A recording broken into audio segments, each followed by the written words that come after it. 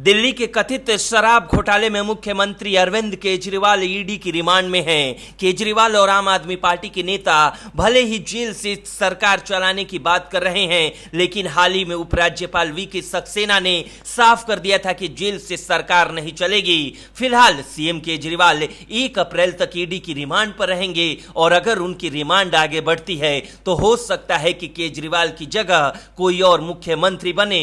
पर कौन? अभी 3 नामों की चर्चा सबसे ज्यादा है और उनमें मुख्यमंत्री केजरीवाल की पत्नी सुनीता केजरीवाल, सरकार में मंत्री आतिशी और सौरभ भारद्वाज का नाम शामिल है। हालांकि अभी कुछ भी साफ नहीं है और सिर्फ अटकलें ही चल रही हैं। कथित शराब घोटाले में सीएम केजरीवाल की गिरफ्तारी के बाद बीजेपी नेता दावा कर रहे हैं कि आम आदमी पार्टी सुनीता केजरीवाल को मुख्यमंत्री बना सकती है। हालांकि आम आदमी पार्टी दावा कर रही है कि मुख्यमंत्री केजरीवाल जेल से ही सरकार चलाएंगे, लेकिन जानकारों का मानना है कि इससे सरकारी कामकाज में गंभीर बाधा आ सकती है और राष्ट्रपति शासन लगाने की मांग भी उठ सकती है। हालांकि जिस तरह से मंत्री आतिशी केजरीवाल की गिरफ्तारी के बाद मुखर होकर आगे आई हैं, वो अपने साथियों से कहीं आगे हैं। दूसरे नंबर पर सीएम केजरीवाल की आईआरएस पत्नी सुनीता केजरीवाल हैं, वहीं सौरभ भारद्वाज तीसरे नंबर पर हैं। हालांकि सुनीता अब तक इससे बाहर थी, लेकिन 21 मार्च को केजरीवाल की गिरफ्तारी के बाद सुनीता केजरीवाल एकदम से राजनीति में एक्टिव हो गईं। सोशल मीडिया पर भी उनकी सर्चिंग बढ़ी। 2 दिन बाद जब उन्होंने वीडियो जारी किया तो सोशल मीडिया पर उनकी पहुंच पीक पर आ गई। केजरीवाल की गिरफ्तारी से पहले तक सुनीता की ऑनलाइन पहुंच एकदम न के बराबर थी, जबकि आतिशी और सौरभ भारद्वाज अपनी राजनीतिक गतिविधियों और बयानों की वजह से चर्चा में बने रहते थे। सुनीता केजरीवाल और हैशटैग सुनीता केजरीवाल जैसे शब्दों पर 22 मार्च से 28 मार्च के बीच एक्स पर लगभग 1.6 लाख पोस्ट हुई। इन पर 13 लाख से ज्यादा एंगेजमेंट रहा। एनालिसिस से पता चलता है कि जब जब उन्होंने वीडियो जारी किया तब तब ऑनलाइन रुचि बढ़ी। सुनीता केजरीवाल ने 23 मार्च, 27 मार्च और 29 मार्च को वीडियो जारी किए थे। ऑनलाइन यूजर्स ने उनकी शैक्षणिक योग्यता, नौकरी, उम्र और उनके परिवार के सदस्यों के बारे में सर्च किया। इसके अलावा उनकी प्रेस कॉन्फ्रेंस के वीडियो भी सर्च किए गए। अपनी प्रेस ब्रीफिंग के दौरान सुनीता केजरीवाल भी ठीक उसी अंदाज में बैठी थी जैसे उनके पति बैठते थे। बैकग्राउंड में तिरंगा होने के साथ साथ दीवार पर भीमराव अंबेडकर और भगत सिंह की तस्वीर थी। प्रेस ब्रीफिंग करने का ये स्टाइल राजनीतिक हलकों में एक और चर्चा का विषय बन गई। पहली 2 प्रेस ब्रीफिंग के दौरान सुनीता केजरीवाल ने अपने पति अरविंद केजरीवाल के संदेश को पढ़ा। 23 मार्च को उन्होंने प्रेस ब्रीफिंग के दौरान सीएम केजरीवाल का संदेश पढ़ते हुए उन्होंने कहा, ऐसी कोई जेल नहीं जो मुझे लंबे समय तक सलाखों के पीछे रख सके। मैं जल्द ही बाहर आऊंगा और अपने वादे पूरे करूंगा। ब्यूरो रिपोर्ट, न्यूज़ चौक।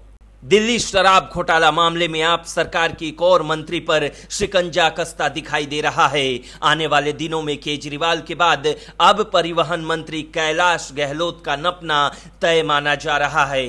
खैर, गहलोत ने केजरीवाल की तरह ईडी के समन को इग्नोर नहीं किया और भागते भागते ईडी ऑफिस पहुंच गए। इससे पहले दिल्ली सरकार में परिवहन मंत्री कैलाश गहलोत को ईडी ने पूछताछ के लिए बुलाया था। बता दें कि इस मामले में ताजा गिरफ्तारी सीएम केजरीवाल की हुई है, जो 1 अप्रैल तक ईडी रिमांड में रहेंगे। इससे पहले मनीष सिसोदिया और सांसद संजय सिंह पहले से ही इस मामले में जेल के अंदर हैं। मनीष सिसोदिया, संजय सिंह और सीएम केजरीवाल के बाद परिवहन मंत्री कैलाश गहलोत को ईडी ने समन क्यों भेजा? ईडी का कहना है कि कैलाश उस ग्रुप का हिस्सा थे जिन्होंने दिल्ली में नई शराब नीति को लागू किया था। उस मसौदे को तैयार करने में ये भी शामिल थे। ये मसौदा बाद में साउथ ग्रुप को भी लीक किया गया था। ईडी यही नहीं रुकी। ईडी ने आगे कहा कि आपके मंत्री कैलाश गहलोत ने दक्षिण के शराब कारोबारी विजय नायर को अपना सरकारी आवास भी दिया था। ईडी को शक है कि इस दौरान कैलाश गहलोत ने अपना मोबाइल नंबर भी कई बार बदला था। ईडी ने आरोप लगाया है कि आबकारी नीति के तहत साउथ ग्रुप ने शराब कारोबार के लाइसेंस के एवज में आप और उसके नेताओं को 100 करोड़ रुपए की रिश्वत दी। साउथ ग्रुप में भारत राष्ट्र समिति की नेता के कविता शामिल थी। ईडी ने अपने आरोप पत्र में यह भी आरोप लगाया है कि गहलोत के पास एक ही सिम था, लेकिन उसकी IMEI नंबर 3 बार बदली गई। ईडी ने दिल्ली शराब घोटाले मामले में आम आदमी पार्टी के चौथे नेता पर शिकंजा कसा है। पहले मनीष सिसोदिया, संजय सिंह और फिर CM केजरीवाल और अब कैलाश गहलोत का नंबर आ गया। हालांकि ईडी के पहले समन में ही कैलाश गहलोत ऑफिस पहुंच गए। उनसे ईडी कई सवाल की और लंबी पूछताछ की। वहीं CM केजरीवाल 1 अप्रैल तक ईडी के रिमांड में रहेंगे। खबर है कि CBI भी इस मामले में केजरीवाल की हिरासत की मांग कर सकती है। अगर CBI उनसे पूछताछ करती है तो मामला और गंभीर हो सकता है। वहीं कैलाश गहलोत ईडी के सामने क्या क्या राज उगलेंगे, ये भी देखना अहम होगा। ब्यूरो रिपोर्ट, न्यूज़ चौक। दिल्ली के CM अरविंद केजरीवाल पर चौतरफा मार पड़ी है। पहले शराब घोटाला और अब जल बोर्ड घोटाला मामले में ईडी ने तगड़ा एक्शन लिया। दिल्ली जल बोर्ड घोटाला मामले में ईडी ने चार्जशीट फाइल की है।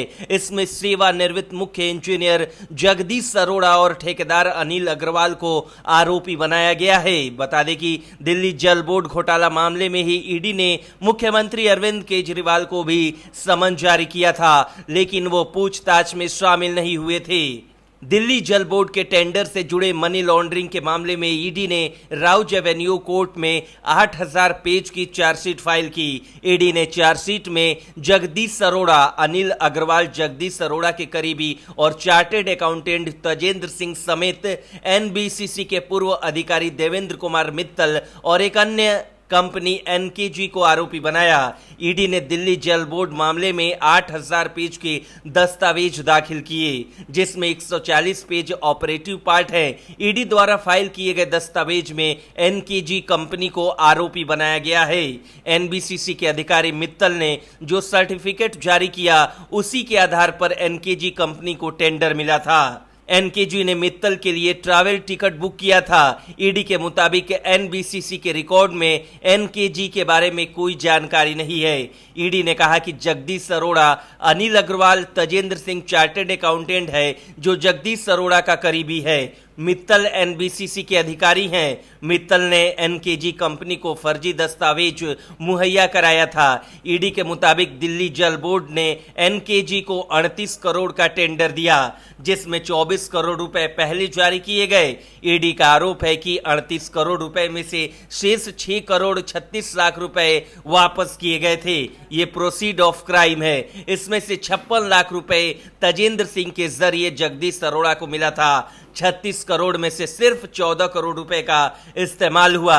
NKG और इंट्रीगल ग्रुप से पैसे जगदीश अरोड़ा को गया था, क्योंकि उनसे ही टेंडर जारी किया था। टेंडर के बदले घूस ली गई थी। ईडी ने कहा कि जगदीश कुमार अरोड़ा को कुल 3.19 करोड़ रुपए मिला था, जिसमें 56 लाख NKG और शेष इंट्रीगल ग्रुप से मिला था।